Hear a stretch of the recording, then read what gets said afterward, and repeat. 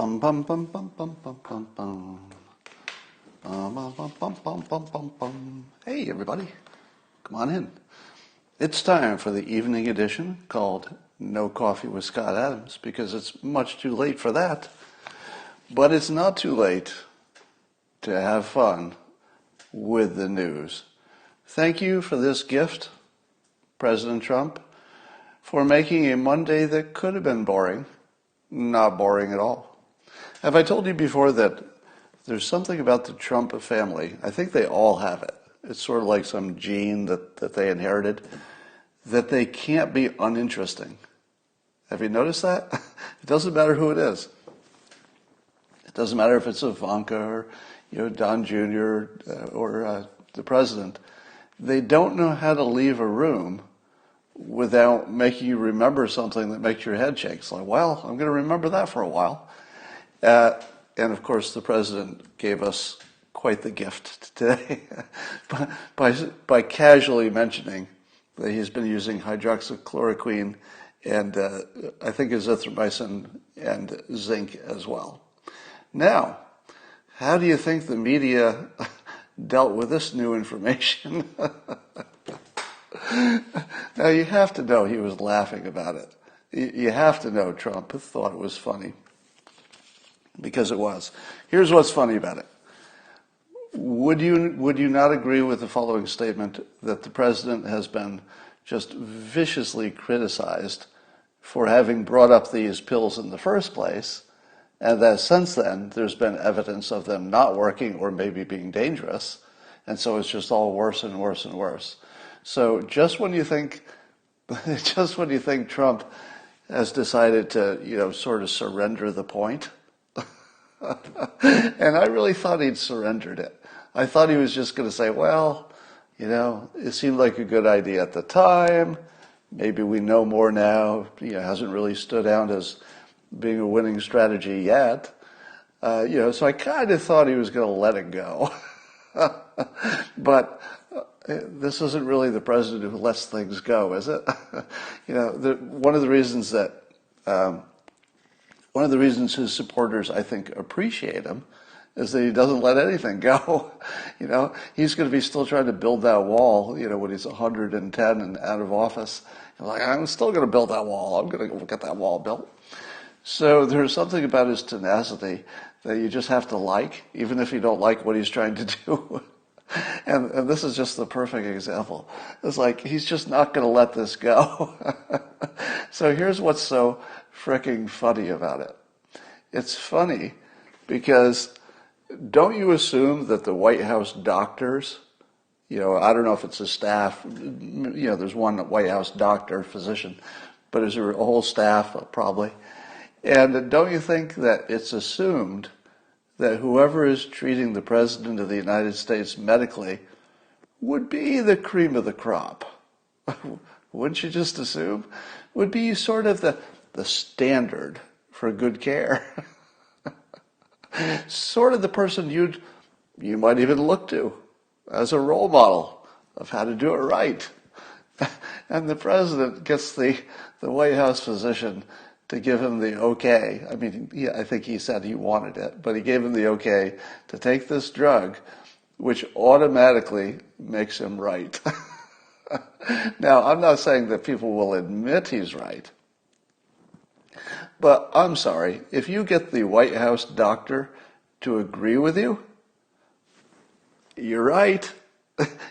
They're never going to give it to him. They'll never give him the win. But I'm here to tell you, he won. He'll never get the trophy. The scoreboard will not reflect that. But he won. Now, let me explain what I mean by that, because the news is never going to give it to him, and this is how they're going to do it. This question of the hydroxychloroquine is really 4 different types of decisions. There's a scientific decision, a medical patient, and then a leadership decision. And they've got different variables, and you would look at them in different ways for different reasons. So let me go through these. The scientific view, which is what CNN and the critics will focus on, is going to say, do we have controlled studies that show that it's safe enough and that it works? And the answer is no. No, we don't. So if the only thing that mattered was the scientific study, you'd say, no, we don't have those studies. That's it. If that's the only question, if it's the only dimension you're looking at, no. It does not have the required scientific backing, period. That's like end of the statement. There is not, absolutely not, scientific backing of the type that you would want. You know, the gold standard controlled experiments doesn't exist. Fair enough. True statement. But the medical decision could be a little different. A doctor is allowed to say, yeah, we don't have a controlled study for this way I'm thinking of using it, but I'm going to use my medical judgment, and I'm going to say, I've got a hunch that this could work. I don't know what else could work. I don't have a better idea. It feels like the logic makes sense, and I think that the risk is very small. So I'll give it a chance. It's called off-label use. That's not the same as this. The scientific view is you don't know anything. The medical view, sometimes, depends on the situation, might be, it's worth a try. Which is also different from the patient's choice, because the patient has yet another bunch of information. And that information is what works for you. What are your biases? What are you afraid of? What are your priorities? Let me give you an example. When I famously had my voice problems where I couldn't speak for several years, the medical community, the scientists, the doctors, said, here's what you need to do, Scott. Take a big needle and stick it through the front of your neck and give yourself, not yourself, but let the doctor give you a shot that goes into the back of your neck. Basically, it goes through the middle of the throat into your, if they can find it, because they're kind of guessing a little bit, but if they can find it, they'll jab that needle into your vocal cords, and they'll put a little Botox in there, and they'll freeze that thing, and you might be able to make some sounds that sound like talking.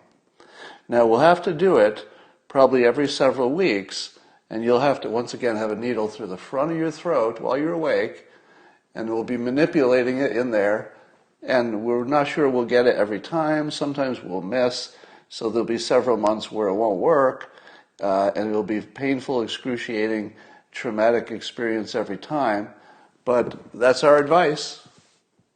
That's our advice. What did I do? I said, no, thank you.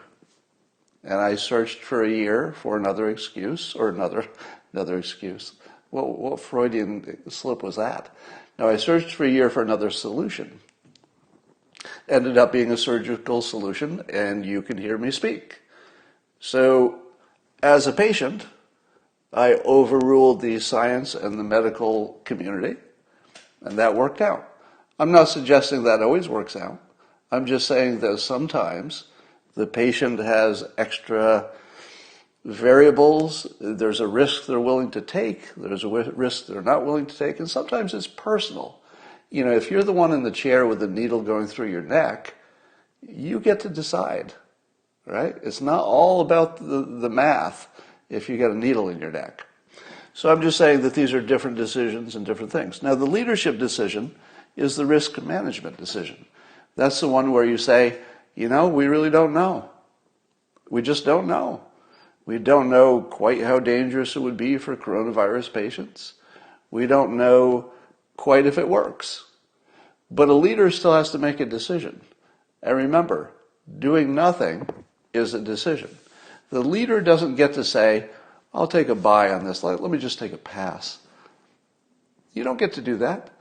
In an emergency, a decision not to do something is an active decision. So the leader can't say, well, show me the controlled studies. They don't exist. The leader can ask the doctors, hey, what would you do? 25% of them would say, according to a study I just saw, 25% of them would say, yeah, I'd try it. I'd try it. Well, how about an individual? Well, if you're the president of the United States, and maybe you're, having you not incapacitated means more, could be even more important. Well, maybe depending on your situation, you talk to your doctor. It just depends, right? For some people, it makes sense. Let's say you're 25 years old and you're not around anybody who's likely to give it to you anyway, and if you got it, it probably wouldn't kill you. Would you take it? Well, it depends, but probably not. Maybe if you were on the front lines, you might, but probably not. But how about if you're a leader and you're just trying to help make risk management decisions with your experts on behalf of the country? If you're making a risk management decision, the only way you can do it that makes sense is to say, all right, what are the odds if I go this way? What are the odds if I go this way? So let's say it would be a decision tree. Now, if no one has shown you the decision tree, they cannot tell you in any rational way that the president made a bad decision by simply talking about it and talking about it as a risk management decision. Unless somebody's done the math where they've said, all right, if you take the hydroxychloroquine, we don't know if it would work, but let's say there's a 10% chance it might help you. Is that 10% worth is it 1 out of 100,000 who might die from it? But those people are only taking it long term. The number of people who are going to die from it from 2 weeks, we don't know because we don't have the studies. But doctors and common sense tells you it's probably close to zero. So would you take a 10% slight advantage, and again, that would be an assumption, not a fact, a 10% slight advantage, that if you got it, you'd already have the hydroxy and the zinc, that's the active part, you'd already have it in your body, so you'd get a sort of a jump on it, and maybe you'd recover faster. Would that potentially 10% chance, and only a 10% chance if you get it, because otherwise it doesn't matter at all, and there was a 99% chance you were just going to get better anyway. Now, if you're Trump, you're a certain age, so he doesn't have a 99% chance of getting better, but maybe a 97% chance. So let's say Trump had a 3% chance of dying if he got it. Let's say a 50% chance of getting it. That would be on the high end, but he's around a lot of people. I think 50% is pretty reasonable, actually, in his case. So 50% chance you get it. Anyway, I don't have to do the math. My point is, if no one else has done the math either, no one can tell you this is the wrong decision.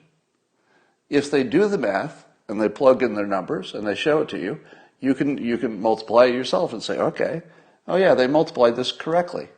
That's a rational decision right there. Now you could say, oh, but they made a assumption I wouldn't make.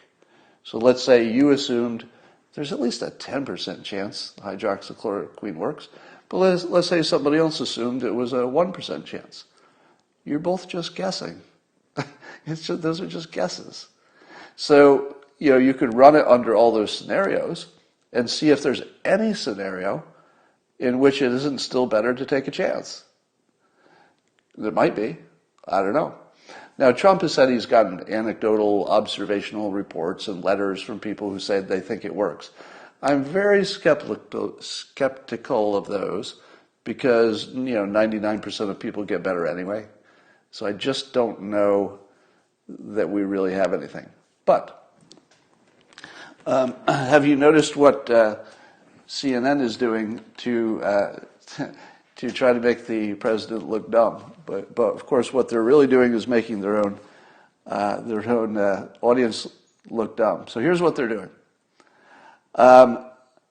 They've decided to highlight a study on their page, CNN.com, in which hydroxychloroquine without zinc was studied, and it didn't help, and I think maybe it was a little dangerous or something.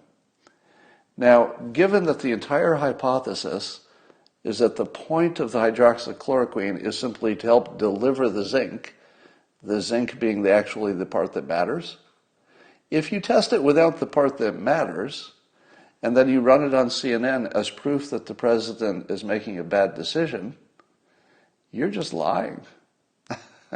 You're just lying. Because they're saying, essentially, the president is making a bad decision because an entirely different drug, because you take the zinc out, that's the active part of the combo, an entirely different drug was tested and it didn't work. That's what CNN is telling their audience. A different drug was tested and it didn't work, therefore the president's wrong about this other drug. They're selling that to their audience. I'll bet if you could look all day on the CNN comments, I don't know if they have comments, you wouldn't find anybody who reads CNN who noticed that sleight of hand to take the zinc out. Now the other trick they do, and you know this one, right? There's some study where they gave it only to critically ill people. Again, nobody ever suggested that was the smart best use of it. It was always assumed it was an early symptom drug. So if it was tested on people who were likely going to die anyway, I mean they're in the end stage, I'm not sure you've tested anything. So those are the two tricks that the Trump critics are using. They look at the wrong studies and act like it's the right studies and hope you can't tell the difference. Now maybe they believe that those are studies. I don't know. These days you can't tell, are they just being stupid or do they actually believe what they're saying? It's hard to know. So, and they'll also talk about how the poor lupus patients will lose their supply if everybody starts hoarding them. They'll talk about how you shouldn't take these drugs, unless you're under a doctor's care. Now, how many of you were going to take a prescription drug without a doctor's advice? And if you did, and it didn't go well, maybe that's sort of on you. If you're taking a prescription drug without a doctor's advice, I can see where that'd be a problem, but I don't feel it would be a problem for me because I don't think I'd do it. I also saw, people piling on, on social media to, support the criticism of the president. And one doctor or alleged doctor on Twitter said that she knows a lot of doctors and she's never met one who takes hydroxychloroquine prophylactically. So she knows a lot of doctors and not one of them are doing that. To which I say, I don't know a lot of doctors, but even I know doctors who are taking hydroxychloroquine. I know them. They've told me personally.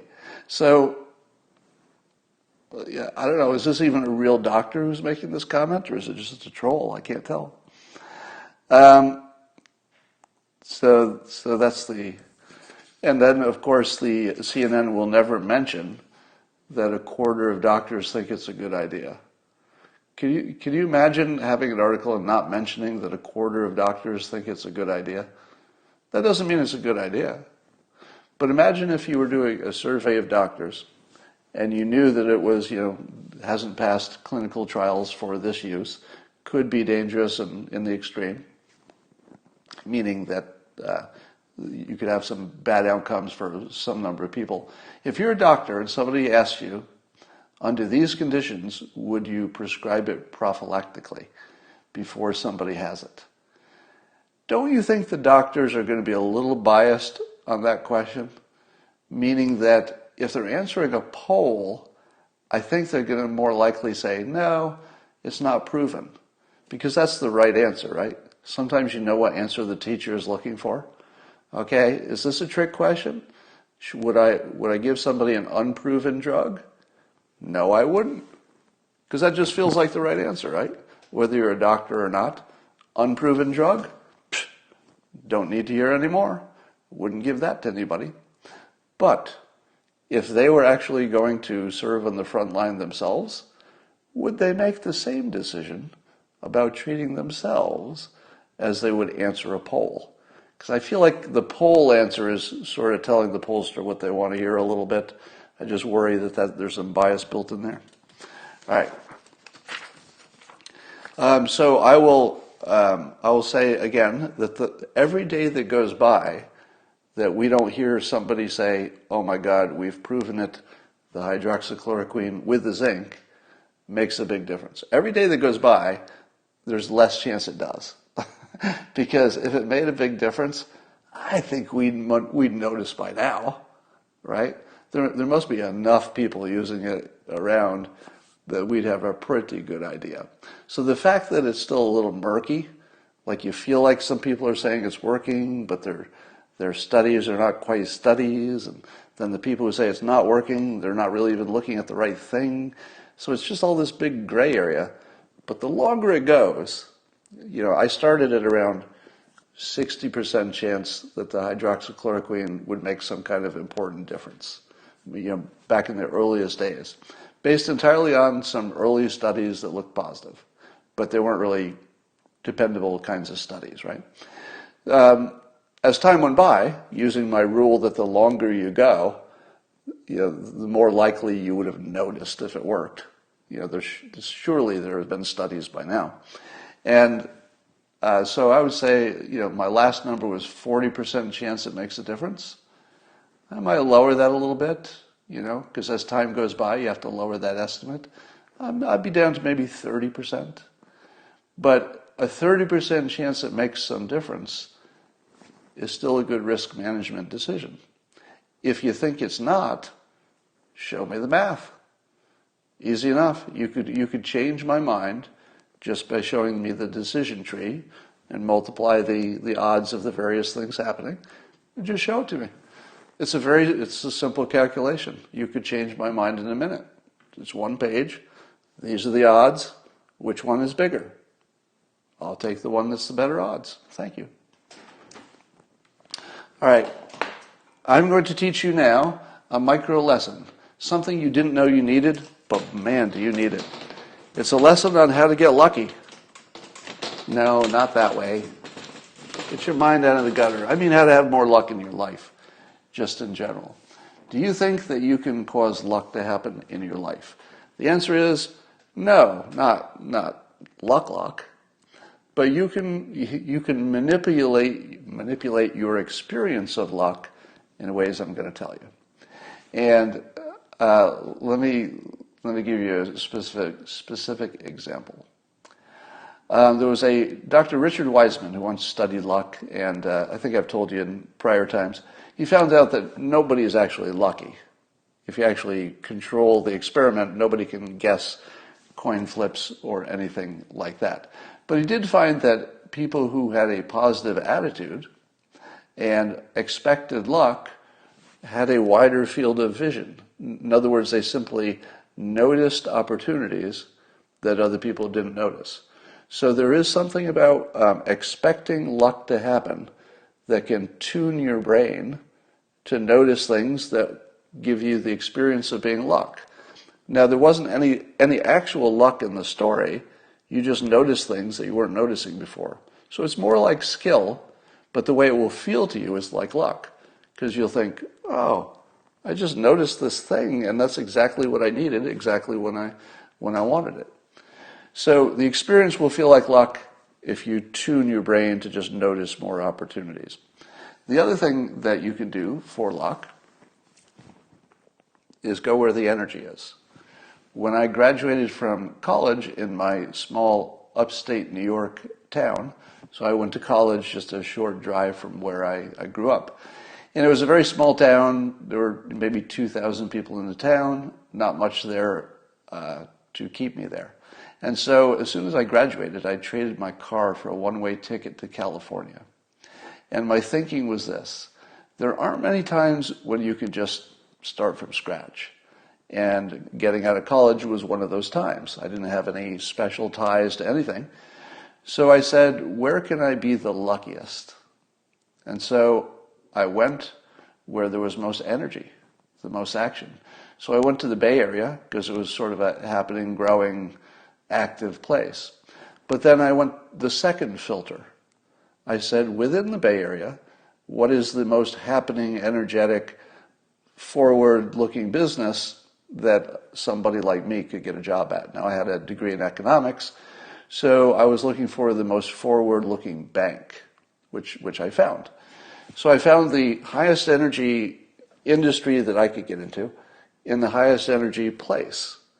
But I didn't say to myself, I have this specific thing that's going to happen. I said, I'm just going to go where there's lots of stuff happening, and then I'll have lots of choices. I've had, indeed, lots and lots of opportunities to go in different directions, Yeah, it was Crocker National Bank before Wells Fargo swallowed it up. And that's worked out great. So let me show you the tips for luck in general. Follow the energy. So you might have to change jobs, you might have to move. But you can't really fight that. All right? If you're somewhere where nothing's happening, getting lucky where there's no energy is very unlikely. It can happen. That's how luck works. But you want to go where there's just more stuff happening so that there's more chance for things to collide. You want to network. You want to meet as many people. If you are rigorous about meeting people and keeping in touch, then the opportunity for luck to find you happens again. Because what if an opportunity comes to someone in your network? So you've got this big network, and it's like a dish that's picking up signals. So now instead of being so lucky that somebody would have to know you personally if they had a job opportunity, you don't have to be that lucky anymore. Now you can just be lucky enough that anybody you've met hears about this opportunity and says, oh, I know the perfect person for that. So networking expands your filter, your envelope of luck. Likewise, skill stacking, which I talk about all the time. If you put more things together, more skills, and you keep layering on top of each other, the things that you could potentially do just becomes geometrically larger. So imagine that you're skill stacked so that you personally can do lots of different things. You can go in any direction. Boom, boom, boom. There's 1,000 things I can do. Then you take that and you move. And you plop it right in the middle of the most energetic place. And then you start networking. There's no way this doesn't work. Right? This will work every time. This is just math. If you give yourself this many opportunities for luck to find you, luck's going to find you. All right? You know, it might not be today. You know, it might take a week. It might take a year. But if you're making enough variables moving around your world, some of them are going to stick. All right, experience helps too, because the more experience you have, the more opportunities you can notice, the more ways you can go. That's just part of this skill stack. Then there's the math of success. I can tell you that in my life, I actually kept track of how many things I tried just in the economic realm and how many worked. And I did this a number of years ago. I've failed at a number of things since then. But my calculation was that about 30 or so things I'd tried, business-wise, including my corporate jobs, different inventions I tried to make, startups I tried to start, etc. There were about 30 of them. And this is prior to and also after Dilbert. About 30 of them. About 3 of them worked out well. But those 3, of course, paid for all the failures. Now, Dilbert was one of them. I had best-selling books, some licensing. I did a lot of public speaking at high rates, etc. So there were a number of things that worked out amazingly well, but they were about 1 in 10. So could I know in advance which one of those 1 in 10 was going to work out? No, nobody's that smart. Everybody would like to be that smart. Nobody is. So the only thing you can do if you're trying to put yourself in a position for luck to find you is you need to keep trying stuff. But try things that won't kill you and can leave you ahead. So this is the idea of failing forward. So every time you try something, make sure that it builds your talent stack, or it increases your network, or gives you experience, which is sort of the same, no matter what. Because then, even as you're failing, it's like 3 failures, 4 failures, 5 failures. You get to 5 failures and learn something from every one of those failures, the odds of the 6th one failing start dropping dramatically. Because now you know what you're talking about a little bit.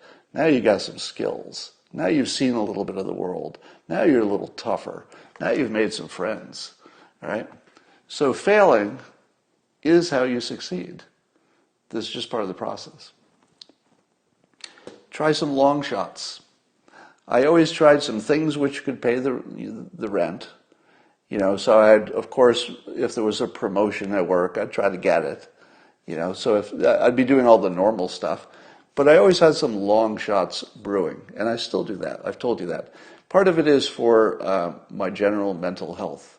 I like knowing that there's something in my world that, even though it's a long shot, man, if this works, this would be amazing. It could change the world. So it makes you feel good, but every now and then, one comes through.